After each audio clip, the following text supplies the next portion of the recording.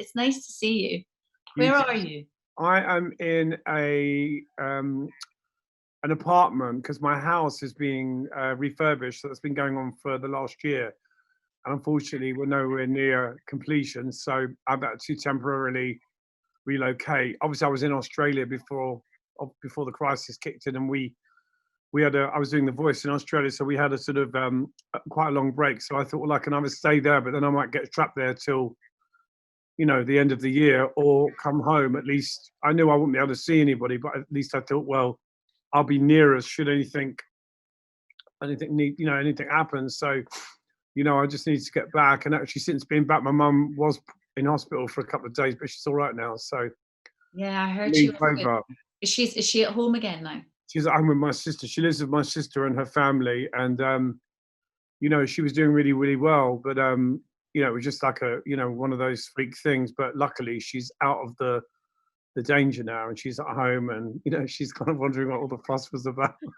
Basically, it's like It wasn't coronavirus related, was it it? wasn't coronavirus related. No, thank God. I mean, obviously, as they're saying on the news, a lot of people aren't going to emergency rooms and aren't going to the doctor because they just think, I don't know, I want to make.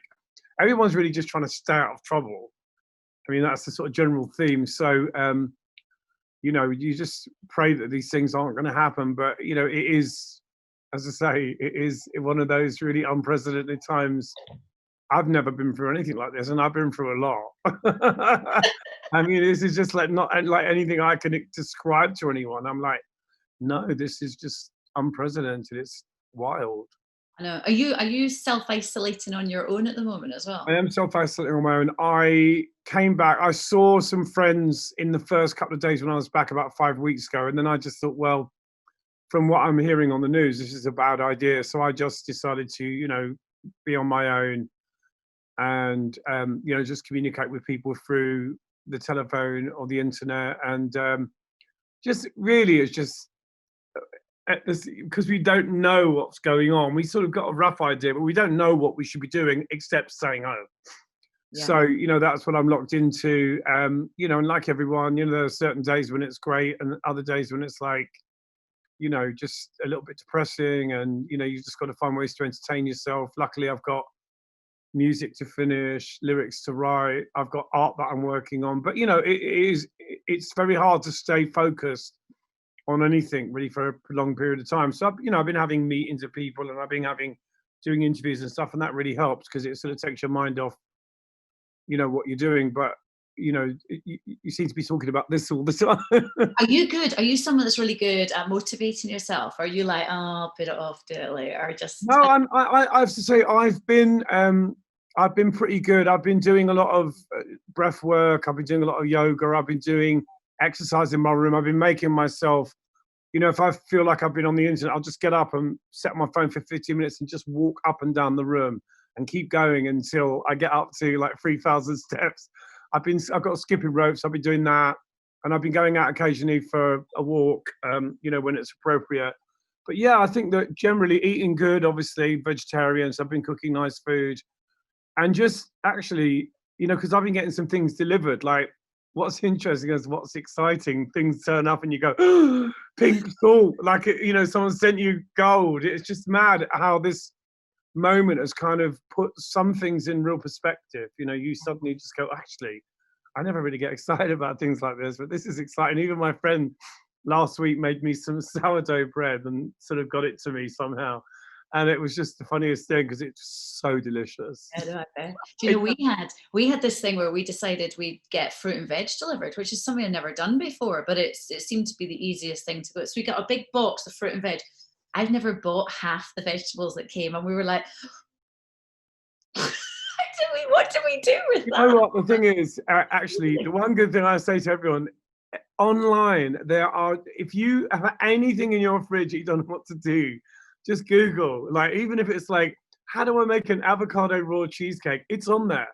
How do I use this vegetable? And so, you can actually, same thing, because I got some deliveries as well. And I actually did burn something that I got delivered. I was very depressed. I got this thing called monk's beard. Have you heard of monk's beard? No, what is that? It's this kind of strange kind of grass thing. Anyway, I never got to taste it because I was doing an interview and I was cooking it. I just suddenly had this burning smell, and I was like, Help! I've burnt the monk's beard. So I didn't try that, but yeah, generally I've been cooking and just trying to, not to eat too much, because there is that temptation when you're in isolation and feeling a bit down, just to kind of eat things that you don't Especially need. we've had Easter and they're just Easter eggs. Absolutely. I didn't have any Easter eggs, and I have to say that because I lost a lot of weight after Christmas, just before the crisis kicked off, and I was determined not to put it back on again. Yeah. So I've actually been quite strict, and my friends have been quite impressed with me. Have you been? I haven't had some cakes. I've had some cakes. So did you lose weight intentionally, or is that I lost weight intentionally. Yeah, after Christmas, I lost like 5 stone about 7 years ago. Yeah. I got very, very big at one point. I didn't even really realize how big I got, but I lost it doing this metabolic thing with Amelia Freer, which is the same thing that Sam Smith used. A lot of people have used it, and it's very successful. And then, you drift away from these things. And then after Christmas, I just decided that I was going to just start being a bit more careful, get more active. But also, I think the biggest thing that I've done actually is the breath work. I think that's really helped me to kind of just feel and think better. I'm obsessed with breath work at the moment. That seems to be a really good thing for like calming you. If you get stressed out, just do really slow, deep breathing in and out through your nose. Really, I've actually spent this time learning how to become a nose breather, because there is a distinction between people who use their noses to breathe and people who use their mouths to breathe, and apparently it's significant. Do you know what? I do a lot of running, and they also say that for running, you should breathe in and out through your nose as opposed to through your mouth. It's quite a hard discipline to get used to, though. It's interesting because I'll be looking at, because I've never run, but I've been looking at running videos while I've been in here, because, get the chance to go out, and I've been practicing the whole breathing thing, with holding the breath for 4 beats and all of that. I have to say, it's really like blowing my mind, actually, what you can do. Yeah. I'm 58. I'm 59 in June, so it's quite late to start running. But then I saw this incredible Sikh man on the news the other day. He's in his like 80s, and he just was amazing. He was skipping and he was running. He runs marathons. So I'm like, listen, it's good to be inspired by people to, and also this is, as I say, it's an easy time to kind of just slip into being depressed and giving up and thinking, oh, sod it, what's the point? And I think it's the opposite of that. And I think, in terms of breathing, I've been going a lot about it online, but the air's quite pure right now. Yeah. You can hear birds. Have you seen that as well? That they said actually they've taken loads of photographs of cities around the world. Like if you go to Delhi at the moment, you can see the skyline. Well, usually it's just smoke. And likewise in London as well, you can see stars and satellites. You can hear birds, and you can hear. It's strange because obviously I'm in the centre of London, so you can't really hear traffic as such. I mean, you can sort of faintly hear occasionally a bit of rubber, but it's the maddest thing is when you try and hear for things, all you can hear is birds. It's the maddest thing. You're like, I can hear birds everywhere. So I think that's a good thing. But, I think it's, I think this is just really good time to kind of, try and work on yourself, try and, sort of learn ways to kind of, because the hardest person to spend time with is yourself. I mean, that is the challenge. That's why, people struggle to meditate, because it's like, oh God, I've got to sit with me, I have to say I'm lucky because I've spent a lot of time on my own and I live alone. So I'm used to my own company. And I do think that learning to be with yourself is a really good thing to learn. So do you do a lot of singing, or do you watch, or are you doing a lot of binge watching the telly while you're there?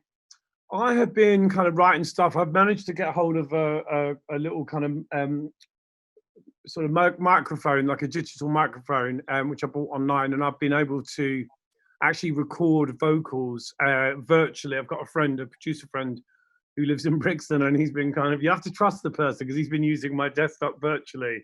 So he's come on, and it's so surreal that you're sitting here going, this is a mad thing that I can record vocals while I'm in isolation. So really, it's a bit like breaking the fourth wall. So we've been doing a bit of that. And, trying to finish things that can be finished, I've been making like little pop videos for things and just trying to use my time to be creative. I've been making this little sort of digital TV show called The Poor Little Greenie Show. It's just me rambling on about rubbish and creating stupid characters, but it's entertaining me. And, did you do your new single, Isolation? Did you write that before we were all in self-isolation? Yeah, I wrote it last year. I was talking to Sasha Gervasi, who's a director and writer of this potential movie about me, and we were having a meeting. We were going through sort of, I was just giving interviews for the film, and he was telling me about his business partner, and he was saying, "Oh, he owns a satellite," and I was like, "Oh, that's so Bowie." I didn't realize that like ordinary people own satellites. It was quite trippy, and I was like, "That's a great line." I met a man who owns satellites. I'll just stick that in my iPhone, and I'll bring it out at a later stage. And I just happened to get this piece of music, and I thought, "Oh, this sounds quite sort of isolation-y," and I just ended up writing the song. And then when we were in Australia, we went on a little staycation to this place called Gerringong, which is like the British coast. It's beautiful, right in the middle of nowhere. And that was the beginning of us getting a taste of, oh my God, we're going to probably have to do this when we get back to London. Where we were in Gerringong was much nicer than where I am now, because it was like, it was like on the beach. It was, beautiful, remote. But I suppose we're getting a bit of a taste of that now. Yeah, no, absolutely. Oh no, it's a coincidence, I guess, then to have a single called Isolation.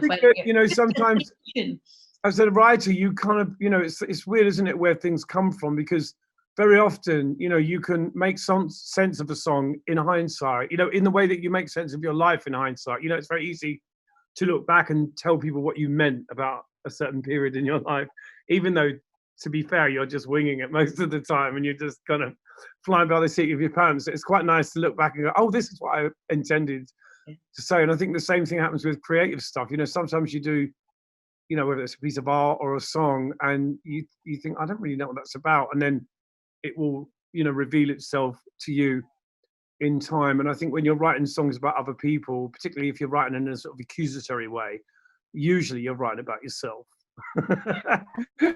When you said that you write on like something on your iPhone, are you someone, like a comedian or whatever, who's constantly writing little notes if they hear something funny? If you think of something, do you just like record it or into your phone straight away? If somebody's like, for example, I was talking to a friend of mine recently about, they were talking about their relationship with me, and we were talking about what's acceptable in a relationship. And one of the things he came out with, he went, well, what would you call unreasonable? And I was like, that's a great line.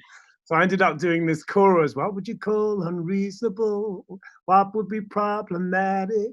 I'd give you my last dollar, baby, even if I never had it. So anywhere it can come from. If something sounds good, you just go, that's a great line. And then you figure out how to put it into a lyric. I mean, sometimes you get a piece of music, because I write top lines. So I'm like a Bernie Taupin. I write the melodies and the lyrics. So if somebody sends me a beautiful piece of music, I would just keep playing it until I come up with either a narrative or some sort of melody. And it gets more and more difficult to find things to write about, especially in a situation like this, because there is no stimulus. You're kind of sitting in a room, and you don't really want to just write about what's going on, because you're hoping that it won't go on forever.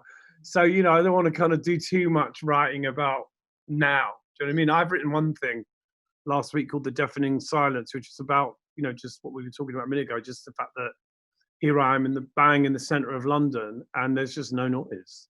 Yeah. It's amazing though, isn't it? I love that you said that, when you started with Culture Club, that was 40 years ago next year, wasn't it? Yeah, long time ago. Nuts, 40 years. It is insane. And, obviously the other day, the director, he's the writer and director of the movie, he read me the script, and that was really an interesting experience for me to sit and listen to my life being narrated by someone else. Did you get involved with them and kind of help them with the story, or they just brought it to you? No, I mean, the story is based on, I've written two books, one really good book and one that's the ramblings of a lunatic. Don't read it. Is this both your autobiographies? Both of them are autobiographies. I don't know if I'd call the second one. It's like a ramblings of a lunatic, but there are some funny bits in it, I have to say, but as a kind of cohesive piece, it's quite rambling. The first book was kind of more to do with what really happened. And obviously, when you write a book in your 20s, you're far more dramatic. I mean, if I was to write the book now, Take It Like a Man, I probably wouldn't have said a lot of the things I said. I probably wouldn't have, there's a lot of names I wouldn't have used. I just would have been a bit more conscious. And as I've got older, I've just got a bit more kind of, more like able to edit myself. Do I really need to say this? Is it going to make the world a better place? Unless it's funny, you know. I mean, obviously we can't all be Ricky Gervais. You know, Ricky Gervais he's come one of these people who comes up with these great comments, but sometimes, and you have to be a certain type of personality to get away with that. Do you know what I mean? I'm not. I can get away with it sometimes, but not always. Yeah, I'm looking forward to the film. When do we know when we're going to see that? No idea. I mean, it feels, having been read the script, it feels like it's more real now. But you know, I with this going on, who knows really? But it would be fun to you know, to have it happen, and it would be quite surreal. I'm not gonna ask continuously about the film, but I do have one question, please. Is it true that Sophie Turner might be playing you? It isn't true, but it's something that came up, and you know, there were a lot of things online. Listen, I don't know, you know, who's going to be in it. I don't know. I have no say over who gets cast or anything like that. I mean, I don't really have any say. Full stop. You know, I'm just going to sit back and watch. You know? But more than I just want it to be. I want it to be truthful. I don't want it to be too much fantasy. I'd like it to be, you know, some truth, and so people get an idea of who I am as a person, because there's so much information out there that is kind of half true, a little bit true, you know, and you know, I think if it's done well, it will give people a sort of more of an insight into who I am as a person, which is not a bad thing. It definitely, it must be kind of quite interesting to see who's going to play you, though, because you'll be like, is it George Clooney? Is it Brad Pitt? Is it, you know, you never know. I think because it starts when I'm quite young, I think it'll have to be someone younger. But yeah, there's been some really interesting names bandied about. I don't dare say any. But you know, there's been oh, I don't know if I should say this. Oh God. Myself. All right, I'm not going to say who it is, but there's someone who's quite a big pop star that's been rumored to maybe play me. Oh, okay, all right. It's not Sam Smith. That's all I'm going to tell you. It's okay, not right. Smith, but it's somebody younger than me, and it's somebody who's a big pop star. And I can't say who it is, but I'm intrigued. The name's been brought up, and I'm like, I wonder, could it be like Harry Styles or someone like that? who knows? Oh. Well, they'd be great, because also you want someone who's got a blooming good voice. You don't want someone that can't sing. You need someone that's, because I mean, that is important, really important. I can definitely sing a bit. That's great. There's some amazing songs. What I was going to say, because it's 40 years next year, is there going to be something to do with the anniversary? Do you think? Maybe that's the thinking of MGM. I don't know. You know, it's you know, if the script gets approved, then obviously I think it could happen quite quickly. So, you know, we'll see. Would you ever re-record any of the songs? Because I mean, obviously they're huge. I mean, on Smooth, your songs are huge for us, absolutely massive. I actually have just been playing around with a version of Karma, weirdly, and it isn't a song that I would have. If you'd have said to me, right, choose one of Culture Club's biggest hits that you would reimagine for now, that wouldn't have necessarily been a song I would have chosen. But you know, it's a strange song because it's such a popular song, and then when you do it live, there's just so much joy that comes out of that song, and that song has already given me so much. You know what I mean? It's just such a nutty song, and the fact that it could even come back again and have another life is quite trippy. But I actually started doing it, and I thought it's interesting because it's quite jazzy. It's not like the original version, and it probably is a little bit more in keeping with what the song was about, because it's really a love song, you know. So yeah, I'm open to some songs travel with you. Like there are certain songs that, you know, when you have experience, you could sing a song like "Victims" or "Do You Really Want to Hurt Me?" Or "Victims" is my absolute favorite. That song. I mean, obviously, you know, I can sing that with a little bit more, you know, gravitas and experience now, because I understand what the song's about, and you know, it's a song that's traveled with me, and there are other songs that don't necessarily travel with you, but you know, they get such a great reaction from the audience. Like when you do, you know, A Tumble For You, it's not exactly something that's kind of relevant to who I am now, but the thing is, people go mad. And what you do is you do fall in and out of love with old songs. Like there are some times when you go, "It's a Miracle was really good tonight. It sounded really soulful. How did that happen?" And I think it's just you do have to sort of you have to work on your relationship and attitude towards old songs. You can't be dismissive of them. You've always got to try and find a way of performing them with a sort of smile on your face and not to feel like bored of them. And I think that is a good thing. That's when you start to play around with things. And we've done punk versions of Karma, we've done reggae versions, we've done all sorts of things. So it's not a new thing, but now it's kind of jazzy, so that could be quite pretty. Really cool. Do you remember, I know you've done loads of music for years and years, but do you remember your first time on stage? Is that something that all singers very well? Yeah, I remember it very well. I was sort of pulled in as a kind of second singer in Bow Wow Wow, which was Malcolm McLaren's group after the Sex Pistols, and I was very good friends with Matthew Ashman, who was the guitarist, and he was trying to get me to be in the band, but they already had Annabella to win. And Malcolm McLaren at the time kind of chose me to wind down up Annabella, because at the time I was very feminine. I used to wear the same sort of clothes, the pirate clothes of Vivienne Westwood. And Malcolm brought me in to kind of put the fear into Annabella, because she was quite young and she wasn't kind of behaving and she wasn't doing what she was told, which no 15-year-old does.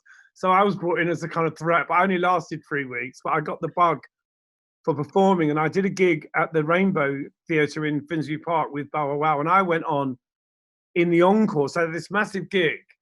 And then instead of Annabella coming on at the last song, they put me on. And you can imagine, people were like, who's this freak? People were so disappointed. But I got the bug. I was like, the minute before I got pushed on stage, I was terrified. And I did this song called Cast Iron Arm by Peanuts Wilson. It's an old rockabilly song. And I went on and I was like, I love this. This is just like, I've got to do this all the time. And that was the beginning of me, sort of getting the taste for it. But then the first gig I did with Culture Club, I literally sang with my back to the audience. I was like, and I was being heckled and I was arguing with the audience. And it took me a while to get into being super professional. Was that just because you were fearful of like seeing everyone, seeing the faces looking at you? Oh, can you imagine what I looked like at the time? It wasn't, it was, and also if you're not, when you're famous, people, they don't care what you look like because you're famous. They kind of go, oh yeah, it's because he's on stage. But if you're a nobody and you're up on stage dressed as I was, people are like, who do you think you are? Who do you think you are? And so you have to kind of front it a little bit, and you have to be a little bit, mouthy back. And I used to get heckled. I'm quite quick, so I used to come back with some classics to people. But you also be careful that you don't cause like a riot. So you've always got to be really careful that what you say back is cheeky, but without sort of, inflaming whoever is abusing you. But I got very good at it, kind of coming back with the sort of responses to people shouting out abuse to me, because it's quite common in the beginning. Were you always quite quick-witted and quite good at that, or is that something you learned through these situations? I think at school you learn to, if you're different, which I was, you kind of get singled out. So you learn to use humour and wit to diffuse situations, whether it's with other school kids or teachers or whatever it may be. You definitely learn to sort of be the joker in the pack. You diffuse things by being funny. Yeah, absolutely. No, I completely agree with that. So when lockdown, when it finishes, I say that like we know when we have no idea when it's going to finish for definite. We've no idea what the new normal is going to be. Is there anything that you're really looking forward to doing when we get back to normal? I think it's the thing I'm looking forward to more than anything is sort of not being so conscious about everything I'm doing. What we find is that we're being unwittingly kind of rude to people, which really struggle with. If somebody delivers something to me, I feel like I want to be polite, and you just have to. You feel like you're swerving people, and it's not a natural state of being for me. Not being able to just talk to someone that you don't know, or just be near people, and particularly, more importantly, people I do know, like my family and stuff. It's it's dreadful not being able to see people. And right now, obviously, my mum's just been in hospital. I'd love to be able to go and cook for her. My mum loves my cooking, so I'll be able to go and cook her some delicious food. I love that you're such a good cook. Make sure that she's not eating any carbohydrates. What do you cook for people? Do you cook them all like vegan food? No, vegetarian, not vegan. I eat cheese, I eat dairy. But yeah, I just made, like today, I think I had these potatoes that were about to go off, and I thought, well, I'll have to cook the whole lot. So I made a lovely potato salad, you know, delicious, but I did end up eating the entire lot. Well done.